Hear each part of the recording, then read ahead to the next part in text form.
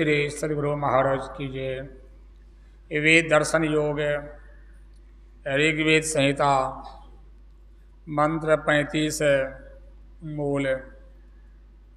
ओम सहस्रे पृषिन्तीनां ऋषीन्द्रमं पृष्ठि पृथो शुक्रम हिरण्यमाददे। भाष्य। शास्त्रों सुखपर्शक वाणियों या नाड़ियों के भी ऊपर सहस्त्र नाड़ियों से युक्त मूर्धा में बड़े विस्तृत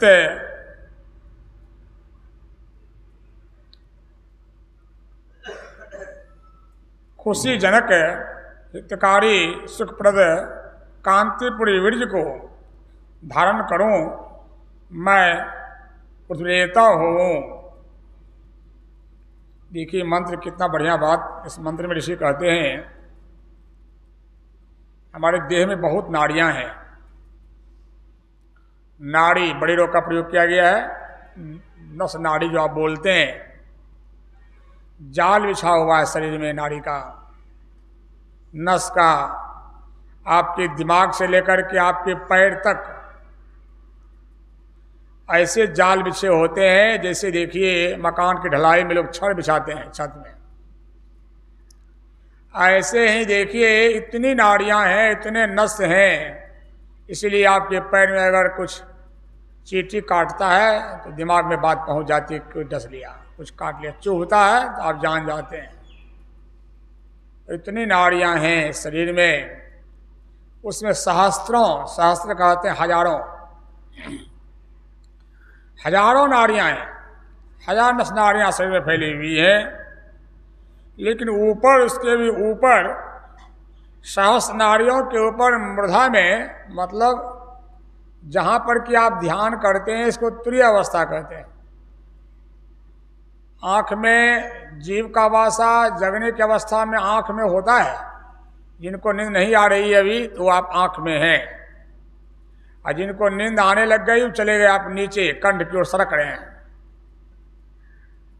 और स्वप्न की अवस्था होती है कंठ में, और जो सो जाते हैं लोग, बैठे बैठे भी सो जाते हैं, वो उसमें जीव चला जाता है हृदय में।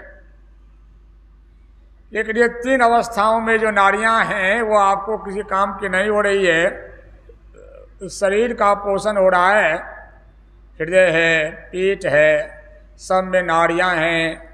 आप भोजन करते हैं, जाता है, भोजन पचता है, उसके अवशिष्ट पदार्थ को नीचे आपका मल पैखाना बनता है। उसके जो सूक्ष्म चीज़ है उससे आपको जो है भोजन पच गया तो खून बना, खून से वीर्य बनता है। पुरुष में वीर्य जान है, माताओं का खून जान है शरीर का। और उस भोजन के एक भाग से आपका मन भी बनता है। इसलिए जैसा खावे अन्न वैसा होवे मन। भोजन से मन भी बनता है, और जो भोजन से मन बनता है वही मन, जैसा मन बना है वैसा काम करने का विचार होगा। कृष्ण भगवान ने गीता में अर्जुन को समझाया कि भोजन से मन बनता है, मन से काम क्रोध और उत्पन्न होते हैं। इसलिए जो जैसा व्यक्ति होता है वैसा भोजन चाहता भी है। कामी और क्रोधी आदमी को देखिएगा, वह भोजन खाना चाहेगा खूब झालदार, मसालेदार, गरम गरम। जो राजसी भोजन के पाठ हुए थे गीता में, खूब कड़क, पूरा सूखा मरचा दिए बिना भोजन बनाते हैं। हम तो अपने आश्रम में सूखा मरचा खरीदते ही नहीं। हमारा बड़ा भंडारा होता है, आराध्य की पावन जयंती, सब्जी बनवाते हैं हम, 4 कुंटल से बनाते हैं हम। लेकिन फिर भी एक भी सूखा मरचा हम नहीं डालते हैं, लाते ही नहीं है। भंडारी कहाँ से देगा, खरीदते ही नहीं है। और आप सब्जी बनाते हैं घर में, आधा किलो 1 किलो, तो 5-6 सूखा मरचा डालते ही हैं। संतोष नहीं होता माताओं को देने से, थोड़ा सा झसगर होगा, चटगर होगा। पति का तो पति, अपना भी कुछ स्वाद चाहिए। 4-5 सूखा मरचा डालते हैं। हमको तो सूखा मरचा एक भी अगर डाल दीजिए तो हमको भोजन खाया नहीं जाता है, खाया ही नहीं जाता है, कंठ उतरेगा नहीं। कभी गौरव जी डाल भी देते हैं, हम तो मतलब बेमन से खाते हैं, हमको नहीं खाया तब। सीधा। हमको भोजन बनाने कहिए तो हम तो पचफोड़ना भी नहीं देते। बच्चे लोग डालते हैं, अब तो मन बनाता है, हमारा भोजन डालता है। अगर हमको बनाने का तो हम पचफोड़ना भी नहीं डालते। हल्का सा तेल दिया, सब्जी हम डाल देते हैं, नमक हल्दी सिया के खा लेते हैं। हम तो अपने छात्र जीवन में कैसे भोजन खाए हैं आप सुनिएगा तो आपको आश्चर्य रहेगा। आप तो चूल्हा पर कढ़ाई डालकर तब उसमें डालते हैं तेल भोजन। हम तो तेल भी भोजन तक नहीं खाए। नीचे में कढ़ाई में झींगा काट कर दे देते थे नीचे में, पहले चूल्हा चढ़ाने स्टोव पर पहले नमक हल्दी को मिला देते थे नीचे में, पानी डाल के तब चढ़ा देते थे। हम ऐसे ही खाएं, उबाल उबाल करके खाएं। ये सब खाइए बहुत दिन तक, 10 वर्ष तक भोजन शुद्ध खाइएगा, तब आपको सत्संग और ध्यान करने का मन करेगा। मैं आपको पक्की सच्ची बात कहता हूँ। हजूर कहते थे नेपाल में जो साधु होगा वो स्वादु नहीं होगा, जो स्वादु होगा वो साधु नहीं होगा। और साधु बनिएगा चटक्कर मटक्कर। घर में भोजन बना है वही लाइए ना दादा, वही दे दीजिए, वो लाइए उधर से। अरे क्या लाइए, मतलब स्वाद तो मुँह भर रहता है, कंठ स्वाद है। लेकिन देखिए ये नाड़ियाँ जो कही जा रही है आपको, आज ऋग वेद के ऋषि कहते हैं आपको कैसा बनने के लिए 1000 नाड़ियाँ आपके देंगे, सहस्त्र जाल बिछा हुआ है। और उसके ऊपर जो मृदा है, जहाँ जीव का आप ध्यान करते हैं, तुरीय अवस्था होती है, वहाँ की नाड़ियाँ बड़ी गजब की है। वहाँ की नाड़ियाँ क्या गजब की होती है, उस मृदा में बड़ा ही विस्तार वाला है, बड़ा ही खुशी देने वाला, हितकारी है और कांति युक्त है। कांति बुझते हैं, कांति चमक। सरेंद्र बाबू ठीक बोलते हैं, पकड़ते हैं बात को। हमने कुछ दिन भी कहा था सरेंद्र बाबू गृहस्थ जीवन में है जरूर, लेकिन इनको गृहस्थ जीवन काटता है, इसलिए समझते हैं कांति क्या होती है। कांति, कांति कहते हैं चमक को। चेहरे पर आपकी चमक जानते हैं कहां से आती है? हमारे परम सदगुरु बाबा देवी साहब कहते हैं नारंगी छेना अनार खाने से शरीर में बल नहीं बढ़ता, शरीर में ताकत पोषण हो जाती है। ताकत तो बढ़ती है ब्रह्मचर्य के पालन करने से। संयमित जीवन अगर आपका नहीं है, कितनों छेना खाते नहीं है, वो छेना क्या करेगा? जो हजूर कहते हैं 40 कोड़ अन्न, कोड़ बुझते हैं ना, हम लोग मुंह में डालते हैं, 40 कोड़ अन्न अगर शरीर में पच गया तो 1 बूंद खून बनेगा। योग रामायण का चर्चा है। 40 बूंद अगर खून बन गया तो 1 बूंद बीज बनेगा, वह जीवन की मणि होगी। अब समझिए इसको लोग कैसे फेंकते हैं। संयमित जीवन न जीने से स्वास्थ्य चौपट, धर्म चौपट, तो धन भी चौपट।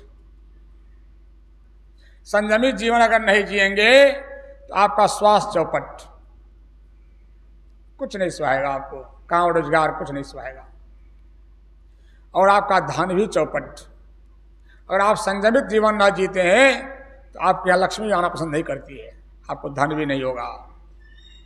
आप संयमित जीवन जिए, संयम विधि पूर्वक रहिए, घर में रहिए, परिवार में रहिए, विधि पूर्वक रहिए।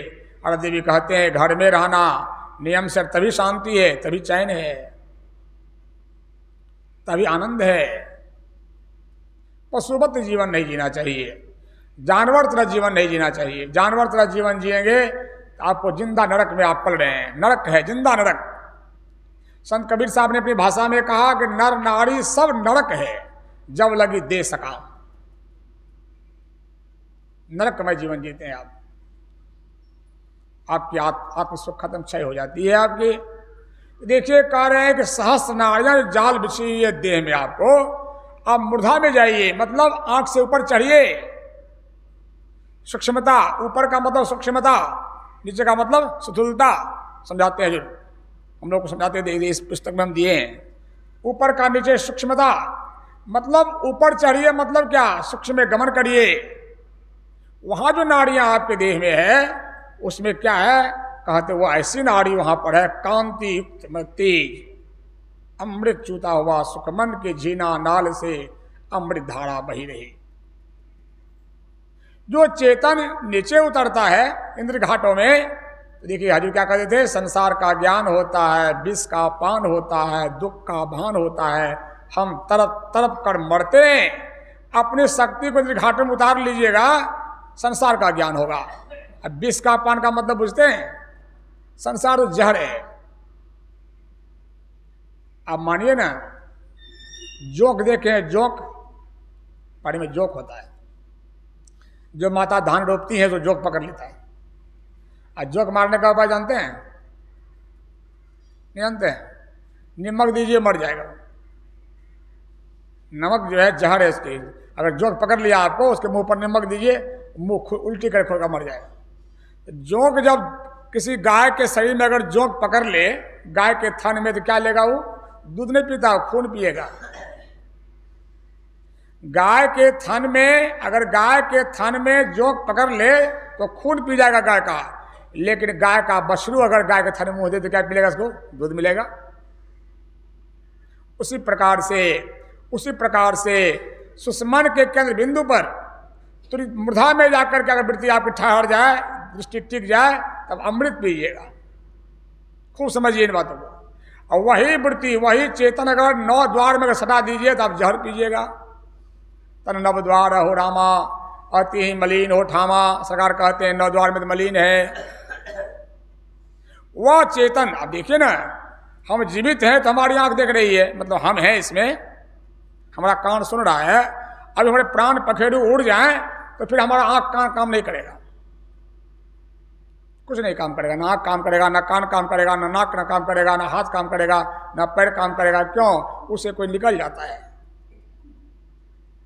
देखिए बात जानिए, अगर आपको जीवन में कुछ करना है तो कम से कम मरनी हरनी में जाकर जरूर देखिए, तब अपनी मौत याद रहेगी। अब बचिएगा कि नहीं जाएंगे तो आपको अपना मौत याद रहेगा, तो आप बर्बाद हो जाइएगा। मरनी हरनी में जाकर जरूर देखिए कि आदमी कैसे मर जाता है फटाक से, कैसे जलता है, सब देखिए जा करके। ये कहेगा नहीं जाएंगे, डरते हैं, वहां जाएंगे ना तो हमारे पर आफत आ जाएगा। आफत तो आइए रहा है, थोड़े बचिएगा उससे। देखिए कैसा हो जाता है जीवन, कैसा हो जाता है शरीर, जाकर देखना चाहिए। हमारे पूज्य महर्षि दलवाज बाबा थे, उच्च कोटि के सन्यासी थे, उच्च कोटि के महापुरुष थे, लेकिन व्यवहार में भी उच्च कोटि के थे। पता है आपको, पूज्य रामलगन बाबा का शरीर छूट गया था मनियारपुर में। मैं आपको व्यवहार बात सिखा रहा हूँ बड़े महापुरुष का। अभी छपा है, पत्रिका आई है, आप लीजिएगा, संत संदेश अगस्त वाला, पढ़िएगा, उसमें व्यवहार परमार्थ क्या होता है। तो देखिए इसमें गए और बाबा को देखिए कितने बड़े महापुरुष थे, अंतर्यामी थे। पूज्य रामलगन बाबा मनियारपुर में रहते थे। अब पूज्य बाबा नेपाल से चल दिए कुप्पा घाट। पहले जानते हैं कहाँ है? वो जान रहे हैं कि रामलगन बाबा जाएंगे संसार से, तो हम पहले पहुंच जाते हैं बगल में, जल्दी चल जाएंगे। वो कुप्पा घाट आए। जैसे कुप्पा घाट रात में आया, भोरे खबर आई मनियारपुर से, उसमें पूज्य संत शिव जी महाराज थे, तो खबर आई कि अब रामलगन बाबा नहीं रहे। जैसे खबर नहीं रहे, अब पूज्य साहिब स्वामी महाराज बहुत दूर थे, मैंने बिहार से बाहर थे, उनका आना संभव था। तो बाबा बोले कि इसे हम चलते हैं, चलेंगे। आचार्य श्री भी तैयार हुए कि हम भी चलेंगे। कुछ संत शिव जी महाराज के पास गए लोग कहने के लिए कि हम लोग जा रहे हैं मनियारपुर। बात बात में कहे, कुछ बाबा बोले, कुछ संत शिव जी महाराज के रुख को देखते हुए कि बाबा कोई भाई के नुकसान भै जाए, नहीं गेलों तो संत मत की। सन्यासी जो निभाते हैं, गृहस्थ नहीं निभा पाते हैं। भाई के नुकसान भै जाए, हम नहीं गेलों तो हमारा मन नहीं, हम जेबे, मन नहीं माने से, हम जेबे करबे। हम वो संत शिव जी महाराज के रुख की विपरीत चल दी है। आचार्य श्री भी गए साथ में। हरिश्चंद्र हरेंद्र बाबा के ये भी व्यवहार निभाने वाले महापुरुष हैं। हरिश्चंद्र बाबा व्यवहार निभाया है अपने जीवन में, जो व्यवहार निभाया उनका देखा जाएगा। दोनों महापुरुष गए मनियारपुर, कुछ साहिबा थे भी नहीं, और अपने सानिध्य में जाकर 10 संस्कार करवाए। ये जो कहिएगा कि भुजा खाते हो गएंगे, सो बात नहीं। हम लोगों को तो निकलते हैं भवानीपुर से, कुशला इतनी भूख लग जाती है मत पूछिए। मैं बार बार कहता हूँ आपका कुछ संस्कार है, भवानीपुर से निकलते हैं और कुशला में भूख लग जाती है आपको। क्या संस्कार हमारा हो गया है, क्या स्वभाव हमारा हो गया है, समझ में नहीं आता है। क्या करने आप जा रहे हैं, क्या आपके मन में उसके प्रति श्रद्धा वेदना है, क्या आप साधन देने जा रहे हैं। हम तो कभी भी हम गए बरारी घाट तो पानी तक हम तो कुछ न कुछ खाए हैं, जब नहाने के बाद खाए हैं, सीखे हैं। एक उदाहरण दिया आपको, दूसरा सुनिए। कुछ रामेश्वर बाबा का शरीर छूटा कोदरा घाट में, पुराने महात्मा थे, पुराने लोग जानते होंगे, अखिल भारतीय करवाए थे वो 93 में। बाबा थे बालानगर में, मालीराम बाबू के घर पर सत्संग का कार्यक्रम था, बाबा वहाँ ठहरते थे और खबर मिल गई। उस समय में सड़क जो थी बिहार की, लालू जी का सड़क था, सड़क नहीं था, गड्ढा होता था, गड्ढा में सड़क, सड़क में गड्ढा, बस तस तो टम टम चलता था, इतनी स्थिति खराब थी, सड़क कहीं थी नहीं बिहार में। उस समय में बाबा के पास में खबर आई आलमनगर, वहाँ से दूरी है कोदरा घाट का, वृद्ध शरीर। अब बोले बाबा, कोई रामेश्वर बाबा शरीर का त्याग हो गया। बाबा को भवानीपुर आना था, दूसरे दिन कार्यक्रम यहाँ का बना हुआ था। बोले कि ठीक है चलिए अभी हम चलते हैं। टमटम पर बैठ गए, अपनी गाड़ी बाबा की नहीं थी उसमें, टमटम से गए हिचकोल खाते हुए कोदरा घाट। दाह संस्कार संपन्न किया और कहा रातों रात हमको आलमनगर पहुंचाइए। कहा भोरे जो है 6 बजे खुलती है मैक्सी छोटी गाड़ी, उससे भवानीपुर हमको जाना है, वचन दिया हुआ है। साधु का बात, दांती का हाथी का दांत एक होना चाहिए। रात में लौट करके समझिए भूखले प्यासले वहां गए, अब भूखले प्यासले आलमनगर आए और 6 बजे वहां चले भवानीपुरा। आते आते यहाँ के बीमार पड़ गए। व्यवहार देखिए। तीसरा व्यवहार मैं दिखाता हूं। कुछ संतसेवी जी महाराज का शरीर छूटा, बाबा पानी तक नहीं पिए।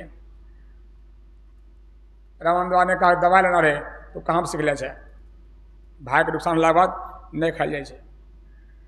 कुछ साहिब स्वामी का शरीर छोड़े, सबसे पहले कौन पहुंचे मनियारपुर? पहुंचने वाले सबसे पहले थे महर्षि दलवाद बाबा। क्यों जानते हैं? उनको सब पता था। अचानक सुंघा बोले चलो जल्दी चलो मनियारपुर की तरफ। और रास्ते में घंटी बजी, फोन की, अब नहीं रहे। कहा कि बात है हम जा रहे थे, सबसे पहले पहुंच गए। और जितना वो रोए उतना कोई नहीं रोए। अब देखिए ना बच्चे लोग मोबाइल में सेट है। माने बड़े लोगों का बड़ा नमूना। यही कारण रहा जब बाबा शरीर छोड़े तो कौन नहीं आए नेपाल, कौन नहीं पहुंचे सो कहिए। पूरा मनियारपुर पहुंचा, पूरा कुप्पा घाट पहुंचा, ऋषिकेश पहुंचा, हरिद्वार पहुंचा। जो सबका निभावेगा उसके यहाँ सब कोई आवेगा। हम मरेंगे तो क्या आएगा? लोग फट से कह देगा केकरा में जाए रे। देखते हैं आप लोग कहते हैं ना, खासकर तो आप बहुत कहते हैं वो आयल लहत नहीं तहूँ नहीं जा। पत्नी कहती है पति को तू नहीं जा, वो आयल लहत तहूँ नहीं जा। माता लोग को बहुत रिकॉर्ड रहता है, पूरा रिकॉर्ड रहता है। कैसा साड़ी दिया था उसने दीजिए, याद रहता है पूरा। तो ये चीज देखिए, आप समझिए इन सब चीजों को। व्यवहार है ही, अब व्यवहार होगा तब ना परमार्थ होगा। तो मेरे कहने का भाव था शरीर से चेतन जब निकल जाता, आंख नहीं काम करती, पैर नहीं काम करता, आखिर कौन निकल जाता है उससे? अब किसके रहने कारण से कारण वही है धार, चेतन धार। आप देखिए अभी आपका पंखा बंद था बिजली वाला, चलने लगा का है, लाइन आ गया तो ताकत आ गई, उसमें घूमने लगा वो। देखिए चीजें आप समझिए इन चीजों को। हमारी आंख कान मुंह का स्वाद मत लीजिए।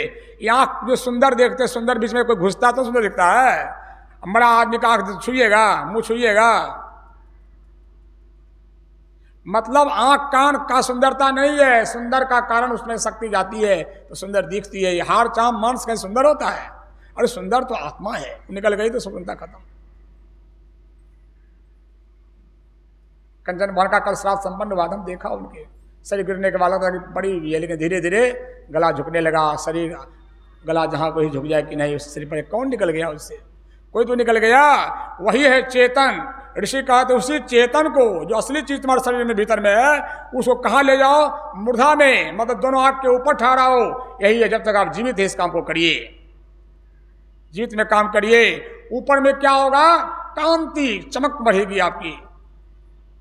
और क्या होगा? उस वृक्ष को धारण करो, मतलब चेतन जो समेटा जाएगा उस केंद्र पर ऊपर में, तो कहा होगा वहां पर आपको आनंद मिलेगा। अब देखिए ना, अगर एक क्षण भी आपका ध्यान बन जाता है कैसा लगता है? वो किसका सुख है? कल भी हम सुना रहे थे कि जब राजा लोग बहुत बन गए सन्यासी भगवान बुद्ध के ज़माने में, अब बैठ कर ध्यान करते थे, वह सुख करते थे। भिक्षुओं के मन में हुआ राजा सब राजपाट छोड़ करके आया है, उसी को याद करता है। तो कहा भगवान बुद्ध से बनते, ये राजा लोग क्या ध्यान करेंगे, राजपाट छोड़ करके आया है, अब बैठ कर वाह सुख याद करता है। भगवान बुद्ध तो अंतर्यामी थे, बुलाए राजा को, क्या राजन राजपाट याद आता है? कहा नहीं भगवान, राजपाट में सुख कहाँ था भगवान, वहाँ तो ये आया को गया को चढ़ाई किया कि संभालो। भगवान आपने जो दीक्षा हमको दी और हम अंदर में ध्यान बनता है आपकी कृपा से, अंदर ठहर जाते हैं तो सुख जो मिला भगवान को कभी नहीं मिला था, तो वह सुख उस सुख का नमूना नहीं है। एक क्षण भी आपको अंदर का सुख मिल जाए, उस सुख का नमूना नहीं है संसार में। भोगों में उस सुख है ही नहीं। भोग में तो आपका शक्ति क्षय होता है। विवेकानंद स्वामी ने गरजते हुए कहा था शिकागो में, कुत्ता हड्डी को चिबाकर मुंह का खून चाटता है, अपने मुंह से खून निकाल कर चाटता है कुत्ता। हड्डी में कहीं खून होता है? सूखी हड्डी में सूखी हड्डी रगड़ के मुंह से चपड़ा चाटता है। उसी प्रकार से मनुष्य भी अपने ब्रह्मचर्य को तोड़ तोड़ करके क्षणिक सुख को देखता है। पागल है मनुष्य की नहीं, वो अपना सुख बर्बाद करता है। अगर उसको बचा करके देखो और वहाँ मुर्दा में ठहर करके देखो, उसमें ऐसा गजब का सुख है। यही पाने की भगवान राम ने आपको शरीर दिया, भगवान ने शरीर दिया है। यही तन कर फल विषय न भाई। इसका स्वाद अगर आपने एक बार चख लिया, कहियो मर जाइए आप, कोई श्राद्ध करे कि नहीं करे, करने कोई फर्क नहीं पड़ता। आप कुछ नहीं, आप कुछ कर लिया। इसलिए मैं दृढ़तापूर्वक कहता हूँ, कंचन भान का श्राद्ध जो कल संपन्न हुआ, उसे बेसी अपने करके गई, उसे बेसी करके गई है। अपने रहने का जगह, अपने खाने का जगह, सब इंतजाम अपने से कर लिए हो, किसी के भरोसे नहीं। ना पति इंतजाम कर सकेगा आपका, ना बेटा कर, अपना कर लीजिए। जिनके हृदय में दया है, जो सबका उपकार करता है, संतवार समझने का प्रयास करता है, वो बहुत कुछ कर रहा है। अपना उपाय अपने से करिए जीवन में, अपना श्राद्ध अपने से करिए। अपना श्राद्ध का मतलब होता है, राधे कहते हैं मरना सीखो। मरना का मतलब हम लोग जीना सीख रहे हैं, दवा खा करके जीना सीखते हैं। मरना का मतलब बुझते हैं, सूक्ष्म में गमन करना मतलब मरना, दूसरे के बाद टिकना मतलब मरना। जिसको मरने का आदत होगी, मरने से क्यों डरेगा? मरने में आनंद है। मरने का मतलब क्या है? आप अपनी ध्यान वृत्ति को खींच कर हमेशा, अरे बैठकर भी ध्यान करिए, चलते फिरते भी ख्याल को समेटते रहिए। आ रहा है बड़े महापुरुष की पावन जयंती, संत मत के बड़े सरीखे पुरुष हैं, पूज्य पासन श्रीधर बाबा, उसकी जयंती 8 तारीख को है। देखिएगा, कृष्ण अपने यहाँ भंडारा भी होगा, देखिएगा। उनका कहना है, अच्छे साधक को चलते फिरते मानस ध्यान करना चाहिए, बैठकर दृष्टियोग करना चाहिए। अच्छे साधक को चलते फिरते, मैं बार बार कहता हूँ, पूज्य पासन श्रीधर बाबा धराड़ा में खुरपी से मट्टी कोड़ते थे गुना की जमीन का, और दृष्टि से अंदर की मट्टी कोड़ते थे। बड़े भजनिक पुरुष थे। आप तो खेत में काम करते हैं, 12 बजे कहते हैं कि थकड़ी के लिए सत्संग किए हुए, आपका खेते प्रधान है। वे भी काम करते थे धूप में 12 बजे तक अपने हाथ से, और ध्यान करने बैठ गए तो फिर बैठ गए, बैठ गए। पटवा बाहर में फेंका हुआ है, लोग पूछते बाबा पटवा चोर लेते हमरे छिए जकर चिव जाने आ सकते हैं। इसको कहते कर्मयोगी। कर्मयोग का मतलब नहीं कि हमरे छिए एकरा छोड़ बाबू रे, ये हमर छिए, हमर पकड़े जम छिड़ा के चल दिए। आपका है, आपका खेत है, शरीर तो आपका है, ये नहीं है। भगवान बुद्ध ने कहा, मूर्ख कहता है मेरा पुत्र मेरा धन, मनुष्य अपना ही नहीं है। पुत्र धन कहाँ से हो गया? आप गहरा सत्संग नहीं करते हैं, इसलिए आपको वह जमीन पकड़ लेता है, आपको संपत्ति पकड़ लेता है। और पुष्कर बाबा ध्यान कर जम करते थे, सब काम 70 बीघा जमीन जोतते थे। आपको कितना जमीन है? दम टूट जाएगा 10 बीघा कहते 20 बीघा दम टूट जाएगा आपका। वो 70 बीघा जमीन जोतते थे, सत्संग नियम से करते थे, नियम से करते थे। तब उनकी पूजा संत मत में होती है।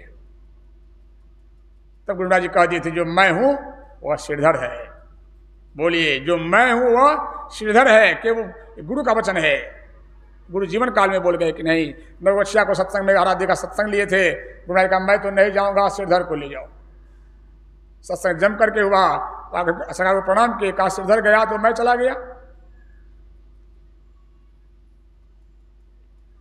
समझिए इन सब चीज़ों को। आप क्या करते थे? वही जो कहा जा रहा है, वेद कहते हैं 1000 नाड़ियाँ पसली शरीर में है, उसके ऊपर में मूर्धा में, मतलब जहाँ गुरु इंगित जगह है, वहाँ जाकर के आप कहिए, वहाँ जाकर दृष्टि चिकित क्या होगा? कहते हैं संत मत के ध्यान करने वाले वीर पुरुष महर्षि दल बहादुर बाबा कहते हैं तुमको आत्मा का खुराक मिलेगा, भात दाल कढ़ी वर्ष भरी शरीर का खुराक। लेकिन दृष्टि अगर टिक गई, ध्यान करना अलग बात, तो आत्मा का खुराक मिलेगा, तुम दन दन करोगे, दन दन करोगे। देखिए कैसे महापुरुष थे लोग। गुरु महाराज जी भेज दिए बाबा को धराड़ा, जाओ श्रीधर सिंह तुमको बुला रहा है। जब बाबा धराड़ा गए, बाबा श्रीधर बाबा ने क्या कहा?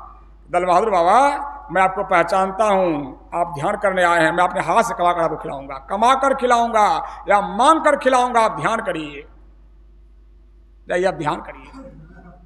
ये देखिए चीजें होती हैं उस जगह पर मूर्धा में, जब उस जगह पर ठहरिएगा, अपने आप को ठहराइएगा, कह रहे ऋषि क्या कांति युक्त और बड़ा खुशी कारक। अरे खुशी कब होगा जीवन में? मुंह मुरझाया क्या रहता है? धन तो घर में ढेरी है, बेटा है, पत्नी है, बेटी है, घर जमजम कर रहा, आप भीतरे में तो अंधकार है, भीतरे में तो अंधकार आपको है। बाहर जम करने से क्या होगा? आपका चैन कभी सुकून लगता है, चैन लगता है, भीतर अच्छा लगता है। अरे भीतर दिया जलेगा तो बाहर प्रकाश निकलेगा, खुशी भीतर होगी तो बाहर निकलेगा। ये देखिए कब होगा? जब आप स्वयं भूखे हैं और भूख मिटाने के लिए आपको जगह पर टिक कर भोजन करना होगा। हमारा भोजन क्या होता है? लड़का है मारवाड़ी समाज का, अच्छा लड़का मेरे यहाँ आया था घूमने, हम उसको कहा आपका बॉडी जो है फिजिकल है, but you are not physical, you are non physical. आपकी आत्मा नॉन फिजिकल है। शरीर को आप भोजन देते हो, अपना भोजन तो करते ही नहीं हो। हम के कुछ सुनिए सत्संग आपका, बाबा क्या सुनेंगे? दुकान से जाते हैं, घर में बतकट पहले होता है। बतकट क्या होता है? वही बतकट, ई वो। इस धन इतना बुरा चीज होता है, मत पूछिए। धन इतना बुरा चीज होता है, इस सब प्रेम को खा जाएगा, भाई भाई का संबंध को खा जाएगा, जीवन को खा जाएगा। अगर धन बढ़िया काम में नहीं लगाइएगा तो आप ही को खा जाएगा। का बतकट करते हैं तो जाकर सुध जाते हैं। हमें चैन लगता है, क्या चैन लगेगा बाबा? सोने जाते हैं ना, तो कुछ सुन लीजिए। आप तो सत्संग लाइव हमारा होता है, कुछ सुन लीजिए बैठ करके, चैन देगा। मतलब भूखा है हम नॉन फिजिकल हैं, हमारी आत्मा का खुराक भोजन। पैसा है तो छेना खाइएगा, खूब अनार खाइएगा, आत्मा को उससे मिलेगा अनार। अपना भोजन, अपना भोजन इस पैसे से नहीं मिलता, अपना भोजन मिलता है गुरु देते हैं। गुरु की जुक्ति अगर मिल गई और अपना बनाइए। ये 5 सखी मिल, कैसे है रे? 5 सखी मिल किन रसोईया, एक से एक सयानी, और दोनों थाल बराबर पर से जेवे मुनि और ज्ञानी, गगन घटा गहरानी साधु संतवानी परी, गगन घटा गहरानी। ये 5 सखी के है रसोईया, 5 गो आ गया बनाने के लिए कि ठाकुर जी विष्णुदेव जी नहीं, 5 सखी मिलकिन रसोईया। 5 सखी के है? क्या 5 सखी? एक ही विचार के 5 संत, सब किताब में लिखा हुआ है। एक ही विचार के 5 संत, कबीर नानक सूर तुलसी मीरा, जिस एक ईश्वर को पाया है। कबीर सूर तुलसी मीरा, ये 5 सखी मिलकिन रसोईया। ये 5 संत जो है, जो 5 सखी मिलकिन रसोईया, एक से एक सयानी, और दोनों थाल क्या हो गया भाई? संसार परमार्थ। 2 थाली खाइए, संसारों में कैसे रहिए आप परमार्थ के। दोनों थाल बराबर पर से जेवै मुनि और कौन जीव रहा है? मुनि और ज्ञानी खा रहे हैं। ये भोजन के देगा आपको? दुनिया में अगर संत ना हो, साधु ना हो, तो आपको आत्मा खुराक के देगा? इंजीनियर पुल बना देगा, डॉक्टर आपका शरीर को दवाई देगा, कोई कपड़ा देगा, लेकिन साधु तो आपको आत्मा खुराक देगा। बेसी कौन दिया सो कहिए? सब कुछ दिया, आत्मा को आप मर जाइएगा, हर होकर के मर जाइएगा। सत्संग कौन देगा? ध्यान कौन बतलावेगा? अगर दुनिया में साधु ना हो, धर्म ना हो, आदमी सब कुछ पाकर ही पागल हो जाएगा, पागल हो जाएगा आदमी। यहाँ अगर तड़पेगा तो मरने के बाद वो तड़पेगा। ये कहते हैं ऋषि, 1000 नारियों के ऊपर मृदा में ले जाओ अपने को, उसको मैं प्राप्त करूं, कांतियुक्त खुशी वाला कि नहीं, मैं क्या हूँ, बीज को धारण करूं, शक्ति को बचाऊं, अपनी शक्ति को ऊर्ध्वरेता बनूं। मतलब अपना ऊर्ध्वरेता ही देवतुल्य कहे गए हैं। तप को तप नहीं कहते। ब्रह्मचर्य अनुष्ठान जो करता है अपने ब्रह्मचर्य को बचा लो ऊपर जा करके, और मैं क्या हूँ, आनंद को भोग लूँ, मैं अपनी पूंजी को बचा लूँ। सब मतलब इस मंत्र में कहने का भाव है पूर्ण संयमित जीवन जिए, अपने ब्रह्मचर्य को ठोस से बचाइए कि नहीं। अपूर्ण ब्रह्मचर्य पूरा फल नहीं देता, सरकार कहते हैं। सुधीर बाबू, आप लोग शिक्षक हैं, बच्चों को पढ़ाते हैं, अपूर्ण ब्रह्मचर्य क्या होता है? अपूर्ण मतलब क्या होता है? अपूर्ण ब्रह्मचर्य पूरा फल नहीं देता। सत्संग इसका ख्याल होना चाहिए। क्या मतलब होता है अपूर्ण ब्रह्मचर्य? मतलब अपूर्ण ब्रह्मचर्य का मतलब होता है सत्संगों किया, ध्यान भोगों में गिरा, फिर गिरा, फिर उठा, फिर गिरा, फिर उठा, फिर गिरा, फिर उठा, फिर गिरा, फिर उठा। ये अपूर्ण ब्रह्मचर्य है। पूर्ण ब्रह्मचर्य का मतलब होता है अब जो हुआ सो हुआ, आज के बाद पूरा संकल्प। ये पूरा संकल्प ये जब दिमाग में रहेगा, और तब संतवाणी गाइए, गाने का आनंद, समझने का आनंद, बुझने का आनंद तब होगा। ये खत्म तो कोई खत्म, खत्म लाल, हजूर कहते थे खत्म लाल, लाल का खत्म हो गया। शरीर का रोग नहीं पकड़ेगा आपको, शरीर स्वस्थ रहेगा आपका, मन स्वस्थ रहेगा आपका, आत्मा स्वस्थ रहेगी आपकी, और शरीर जलने के गिरने के पहले भी आप कुछ कमा कर निकल जाइएगा। निकल जाइएगा कि नहीं? ये इस मंत्र का सार है। इन बातों को जानिए, जान करके मानिए। प्रेम से बोली सद्गुरु महाराज की जय।